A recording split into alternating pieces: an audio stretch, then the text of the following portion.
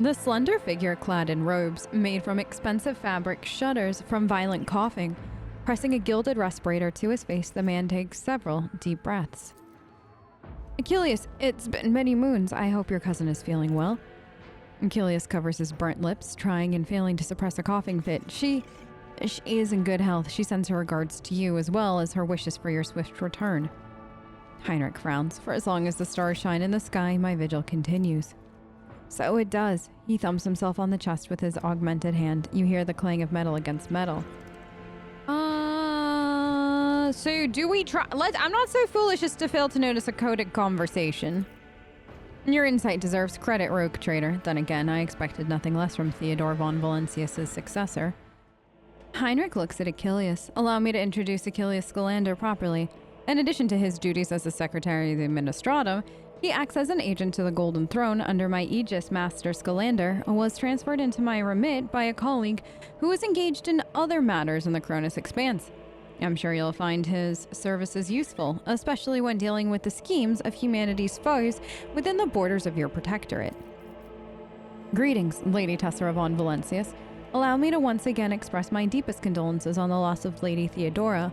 I will do everything I can to track down and destroy all of Conrad Voigtvir's accomplices on the capital world. Do you know anything that's become of Conrad Voigtvir? The former master of Whispers is a heretic and a traitor to the dynasty. He nods grimly. Words of his treason reached Dargonis too late. Conrad came to the planet, left it almost immediately once he had sown discord in the minds of the gullible and naive. The worst of the rumors he started was that you were the one responsible for Lady Theodora's sudden demise. Of course, your loyal subjects did their best to skin alive anyone who showed signs of doubt, but it seems unlikely that the wardens got to everyone who was allowed doubt into their heart and now nurtures it in secret. You promised me a report on the present state of affairs. I have already forwarded all official reports to your seneschal. As for the conversation we're having right now, I wouldn't trust any paper or data slate with its contents. You see, Lady Theodora, may the Emperor have mercy on her soul, was perfectly aware of Dargonis' political environment. You, however, have only just arrived on the capital world, and I thought it would be best to bring you up to speed. Frankly, the nobles of Dargonis, much like nobles on most worlds, are akin to spiders in a jar, ready to pounce on whoever is the weakest, or whomever they deem to be the weakest. Now, I think that that's really interesting because it's true. Usually in these situations, it's whoever they think is the weakest or deem the weakest, right? You don't actually have to be the weakest person in the room if they think that you are for whatever reason because they got bad information, they just absolutely positively like to deny reality and to think that they can outwit you. Whatever it is, they are going to deem you as the weakest, and that's what they're going to pounce on. So in Tess's case, they're going to deem her to be the weakest, but she holds all the cards. She is the strongest person in the room. This is her protectorate. And I mean, the rogue trader in any fashion is not afraid to show people that they're in charge, which is one of the reasons I love this game so much. The nobles of Dargonis are well-respected, rich, and powerful individuals who held Lady Theodora's favor for many years and found ways to rise above the rest by diligently serving the rogue trader. Every family pursues its own selfish interests, and each one expects that with the transition of power, they will retain and even add to their lands and wealth. The families I would recommend giving particular attention to are the Drivestems, Gapricks, and Sarbaks. I should also mention that the Wessarians, not a noble house per se, but a family that was part of Theodora's inner circle, to the Blue Bloods' great displeasure. Tell me about the Drivestems.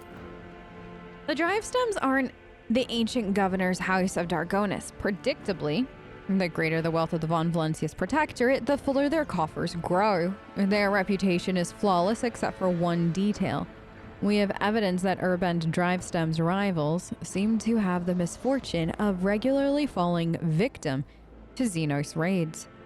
I find that these attacks are always a little too advantageous for the Drivestems, but we lack solid proof and it might never surface. The closer an official is to a rogue trader, the braver and safer they feel. I would just like to remind everyone that rubbing shoulders with Xenos is heresy. That can be overlooked only in the case of the von Valancius heir, not her servants. That's why she can rub shoulders with rub shoulders. That's all they did, all right?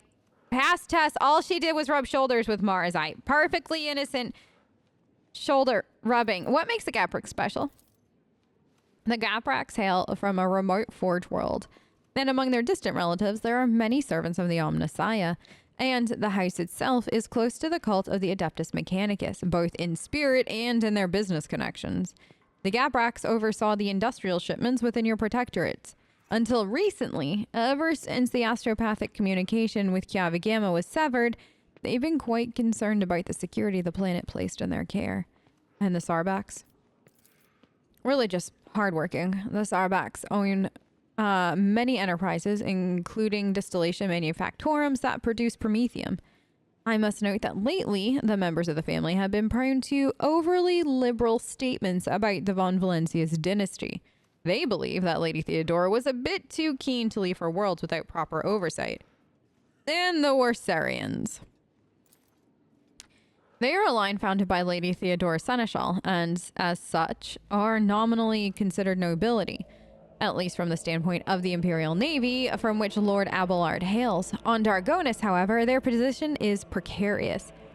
Firstly, they never were granted an official title, a process which has been impeded for decades by the old houses of Dargonus. Secondly, other families do not see them as equal, but more as upstarts clinging to the rogue trader's favor. The Warsarians are responsible for the capital world's fleet and the majority of the cargo shipments on domestic routes. After hearing all of that, I now feel the urge to have all of them executed. He shrugs. You are naturally well within your right, rogue trader, but remember that this will cause the multi-layered bureaucratic system of Dargonus, and of your entire protectorate, in fact, to come apart at the seams. And that's not even considering the likelihood of attempted reprisals from their families and allies. I would hold off on the death sentence, act with restraint and wisdom, present for all to see sufficient proof of unwanted house's guilt. Do not mistake me. Mass executions are one way to solve your problems, but in that case, you should weigh up every possible scenario before you act. I like it how only in Warhammer is you saying, after hearing all of this, I would just like to murder all of them, as being like actually what she wants to do. Like, there is no sarcasm here. There is no hint of, oh, you're so funny. Yeah, same. But what are you gonna do? None of that. No, it's, I mean, you could. It would solve a lot of your problems, but it would give you more problems. So I would probably say not today, but it's something to consider in the future should you run out of other ways to deal with it. This is why Warhammer is one of my favorite universes currently. Enough about nobles. Was there anything else you wanted to report? There was, your ladyship. And this time, it concerns the main reason for my presence on the planet, Xenos, and the threat they pose both to you and humanity as a whole. In fairness, the only threat the Xenos pose to Tess is the specific one that got a chokehold on her heart kind of thing. It's fine. Literally, in some cases, I feel like if you let Mars, I literally have a chokehold on your heart, he would be a very happy camper. Like, imagine if, like, Drakari had the Fenris from DA2 ability to, like, phase through somebody's body kind of thing, like their hand or something. Can you imagine how much they would enjoy that? Oh, that would be disgustingly cool for them. And, like, the amount of things that they could never, but the things that it would be something. Somebody's about to comment that they already have that, and it's called X, Y, and Z, and they only do it on Tuesdays every third month on alternating even days. Kind of like somebody's going to tell me that there's some weird Drakari ritual that actually makes that happen, and I would like to know if there is.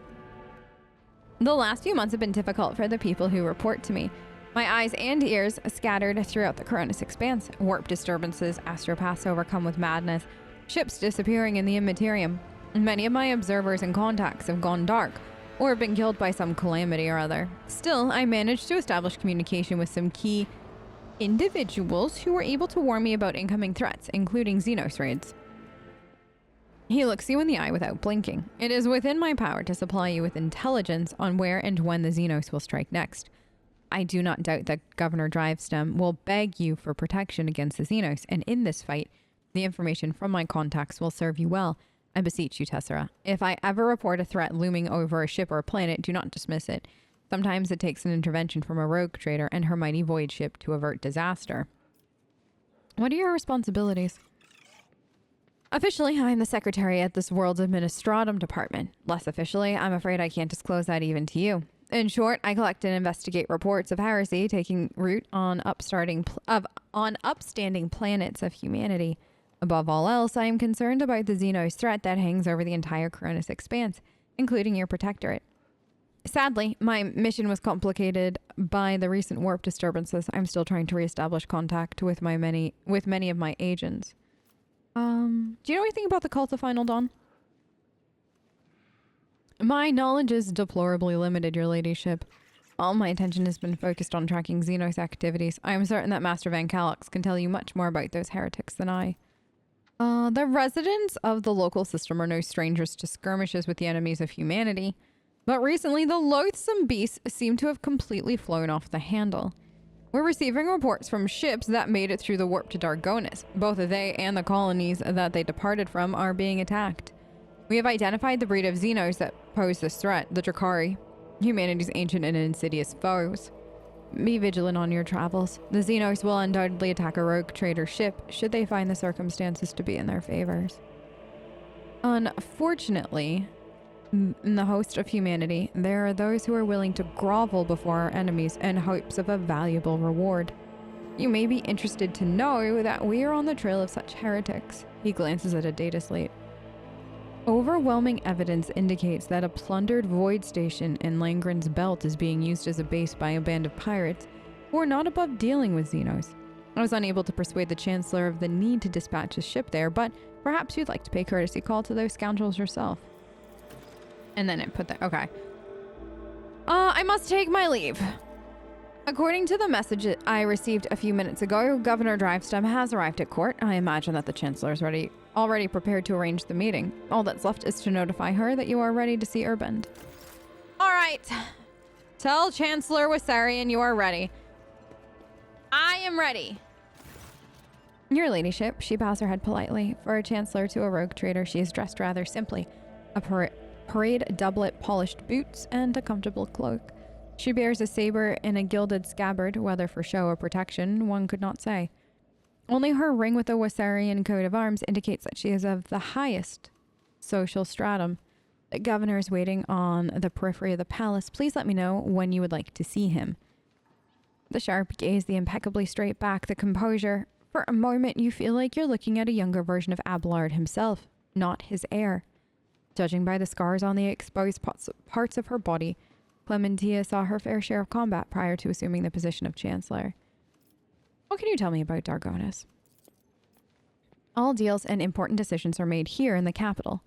Many years ago, an ancestor of Lady Theodora signed an agreement with the Adeptus Ministratum, which allowed for efficient management of the world and the neighboring systems.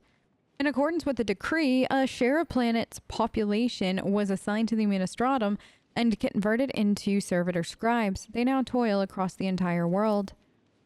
Dargonis is also the seat of several noble families who run all the major planets in the Protectorate. If I may express my not so humble opinion, they care very little about who exactly stands at the helm. Those piranhas think about their own profits just as much as they do about the prosperity of the Protectorate itself, if not more. And lastly, Dargonis has its own fleet, a luxury unavailable to the vast majority of other worlds in your realm. In addition to warships, the Protectorate also employs privateer ships, which are used to transport cargo between worlds. Tell me about the governor. Urbend Drivestem is a well-respected man, and not just on Dargonis, but throughout the Protectorate. For many centuries, his house has supported the capital's administration and the logistics between the Von Valencia systems. The Drivestem's effort secured years of order and prosperity for Dargonis. What's more, Lady Theodora personally insisted that Lord Urbend specifically be made the next governor. If the noble houses are so volatile, does the capital stay in contact? Unfortunately not at this time. After the few representatives of the Adeptus Astra Telepathica on Dargonis went into a frenzy, some of the psychers were tragically pacified by the respective authorities. Since then, Communications with the neighboring system has been unreliable at best. Thanks be to the master of mankind that you managed to find your way to the capital. Are there any other issues? Apart from the disrupted communications, Dargonus was recently raided by the enemies of humanity. However, the fleet, under the command of Captain Martheus Wissarion, triumphed over the accursed Xenos. If you asked for my opinion on this matter, we have the situation completely under control. I failed the awareness test. And then, does Achilles Scalander cause any problems? Why, none at all, your ladyship. The Secretary Scalander is an outstanding individual and a loyal servant of the von Valencius dynasty. In Lady Theodora's absence, we collaborated on a number of issues related to the well-being of your domain, and he has proven himself quite capable. And I don't know why, but even the governor trembles before him, which is unusual for a man of his, shall we say, standing. The last words bring a slight smile to her lips. Given what we know about Achilles later on, that's really interesting that this is how she sees him. That, like, she does not see through it at all. I find that to be really, really interesting. Tell them I'm ready to see the governor. I shall arrange for him to be escorted to your study. It took him 2 hours. Oh, Cabela's here now because she's my shadow. Oh, and you have your own little Purchel Luna. Oh, I love that. No, Luna's got her own little spot. That makes me so happy for her. Tessera von Valencius, 20th in her line, rogue trader, keeper of the sacred warrant and the ruler of the Koronus Expanse. From the Krennic system to the 100 Dreams of Crossroads, I bid you welcome. Urban Drivestem, governor of this great world, first and foremost, please accept my deepest condolences. It will be difficult to recover from the loss of a woman as great as Theodora von Valencius. It pains me to think that she is no longer with us. The citizens of Dargonus and of the entire Protectorate grieve alongside you. Please allow us to declare half a year of mourning so that we can honor the memory of our beloved lady. The governor glances at Cabela anxiously and then immediately averts his gaze. Then he looks at her again, but when Cabela lets out a grim chuckle and stretches her lips dabbed in fresh blood into a petrifying grin, the governor turns away from her sharply, all but squealing in fear. Theodora von Valencius deserves more than that. You will declare a full year of mourning. No, it's all the same to me. No. We'll do a full year. Like, pomp and circus noble Tess, okay? She's not letting this go. Like, it's all the same to me. Do as you see fit. I feel like would be fine for anybody that isn't a noble. Kind of thing. She knows how this game is played, and she's going to play it better than them. I will immediately give all the necessary instructions, your ladyship. He casually presses a few buttons on the cogitator built into his gold bracer. Esteemed Tessera, Lady Theodora was a strong leader, and we ought to follow her example. Let us lean on our wisdom and persevere in spite of this tragedy together. And let us carry on where she no longer can by leading the von Valencius Protectorate to an even greater prosperity. As much as the governor is trying to appear sincere, there is something in the curve of his nervous half-smile that you find troubling. Is it a hint of reproach, mockery, condemnation? Or is it merely your guilty conscience playing tricks on you under the governor's keen gaze, stirring up memories of your past? Oh, right, we shame and humiliation. It's not you, girl! Alas, it won't be an easy task to accomplish. Some time ago, the astropaths of Dargonus flew into a rage, and they had to be subdued. We are gradually restoring our ability to speak with the neighboring worlds, but the contacts are still weak, and the roots are tangled and no longer lead to the systems that the captains expect them to. Given that the vast majority of ships in the Dargonus Navy travel without relying on the services of navigators, without your engagement, the well-being of the von Valencius dynasty and billions of its subjects is presently in risk. I would like to complete as when is the tell me. Conrad Voitvir, former Master of Whispers. Where is he? The governor pensively strokes his rings glittering on his fingers. Lord Voitvir visited... Like, interesting, right? We literally said he is a heretic and a traitor. And you're still calling him Lord Voitvir. Like, I just find that to be really interesting on his part. Visited the capital some time ago, but he did not request a personal meeting. A heretic, you say? Now I see where all the whispering in the corridors has come from. Ah, so now he's pretending he didn't hear about the rumors, but Achilles Scalander says that they've heard everything. So I don't understand how he didn't get the up and up on this, considering he's the governor of our world. I shall be frank with you, your ladyship. Lady Theodora's sudden death was a blow to every one of us, and the absence of any sort of verifiable and complete information about her successor gives grounds for all manners of rumor and misinterpretation, especially if someone is deliberately inciting unrest and discontent.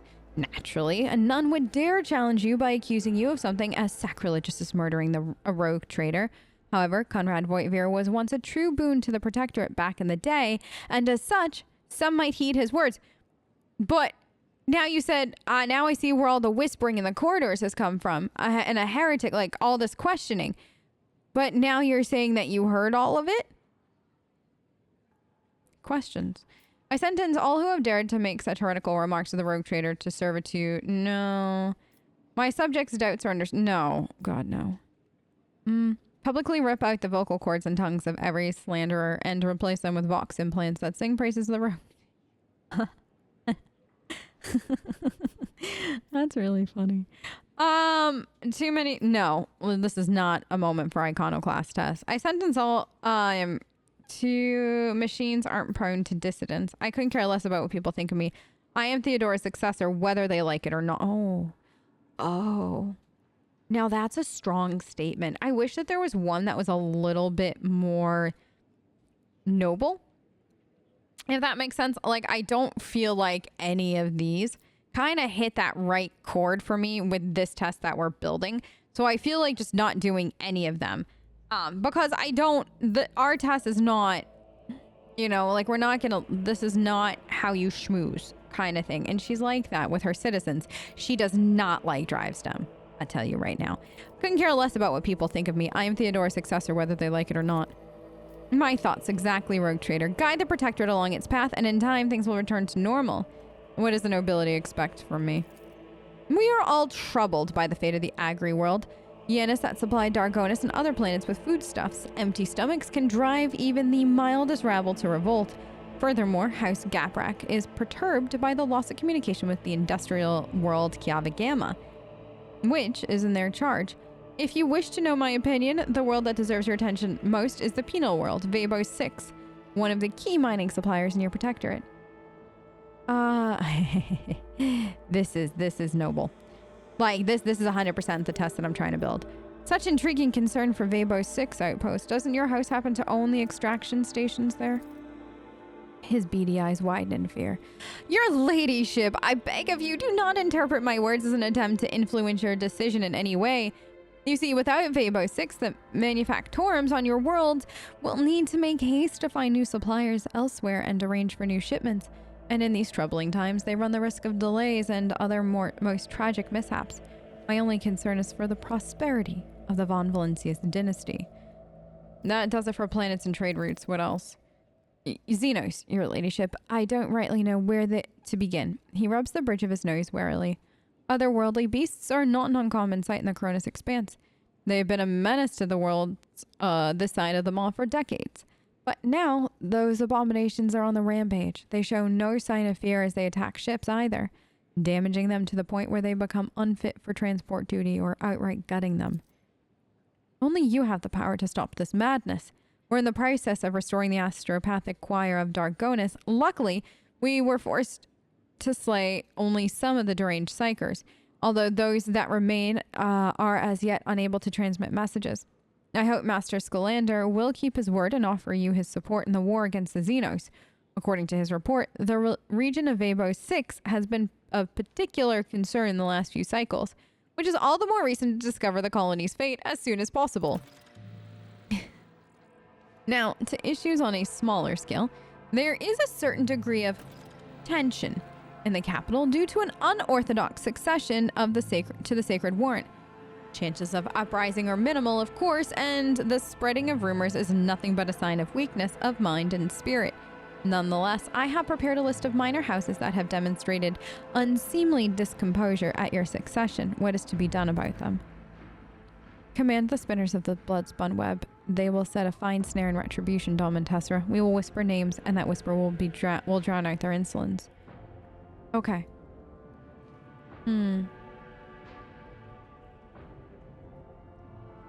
So here's my question. Achilles Scalander, before, when you asked him about Drivestem, said that his foes end up meeting untimely deaths.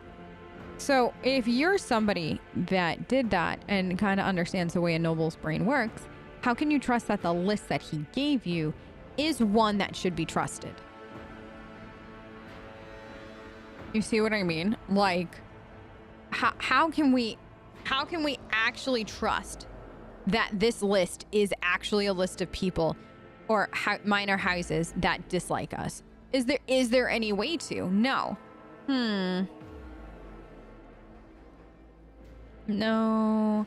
I care not what those hyenas are yapping about behind my back. Leave them be. They are no threat. Cabela, I entrust this burden to the blood-spun web. Unravel the tangle of plots and foil them. Command the spinners of the blood-spun web. They will set a fine snare of retribution. We will whisper names, and that whisper will drown out. So if you go with Cabela, Oh. Send the disgruntled nobles lavish gifts on my behalf. And to make sure that my generosity does not go unnoticed by the rest. Oh, that's fun. Go ahead, Tess. An elegant solution, your ladyship. Other families will assume that your relationship with the Defiant houses are more complicated than one might think, and the agitators will issue the message that they are being watched, and they're not dead, like Drivestem wanted. You see what I mean? And this plays right into Noble Tess, who, she doesn't just kill people for fun, even though she does enjoy it immensely, but she does like to schmooze with the best of them. One last thing, your ladyship. Your inauguration as a bearer of the sacred warrant is but a matter of time, and I would like to inquire about one crucial detail. I imagine you are intending to uphold the centuries-old tradition, bolstered by an equally long-lasting friendship, of being represented on Dargonus by one of the noble houses. I presume that, as before, this duty will be accorded to House Drivestem. One moment. Oh, your presumption is wrong. I'll be so... you don't even have to ask which one. Okay. Remember, Noble Tess likes drama too. Your presumption is wrong. I will bestow this honor upon House Wissarians. Abelard turns to you and bows respectfully. Lord Captain, to accompany you at such a critical hour is the greatest honor for the Wissarian bloodline. Have no fear, we will not fail you. He tosses Abelard a look that lacks even the smallest shred of respect. Forgive my boldness, but I must remind you that the Wissarians, whose lineage traces back to a Navy officer, are not of the Dargonus nobility. Such decisions may have adverse effects of your subjects' loyalty, your ladyship. His face breaks into a bitter smile. I shall immediately relay your command, most gracious rogue trader. Thank you for your time. When is the ceremony? I'm afraid that until you deal with the pressing issues, the ceremony will have to be postponed. Many trade routes are still unavailable. Central worlds of the Von Valesius Protectorate are going through a crisis.